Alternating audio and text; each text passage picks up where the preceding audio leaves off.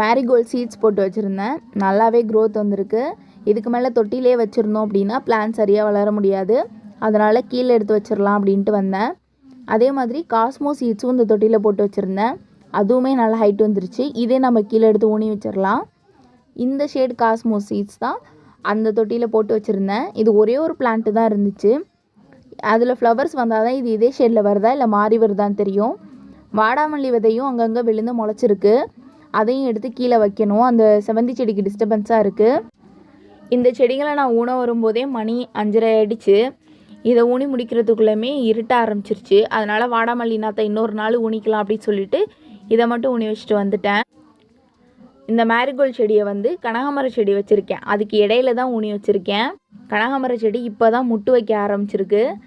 இதுவும் சீக்கிரமே பூக்க ஆரம்பிச்சிரும். 2 கலர் காம்பினேஷன் பார்க்குறதுக்கு ரொம்ப அழகாக இருக்கும்னு நினைக்கிறேன். உங்களுக்கு இந்த வீடியோ பிடிச்சிருந்தா மறக்காமல் லைக் பண்ணுங்கள், சேனல் சப்ஸ்கிரைப் பண்ணிக்கோங்க.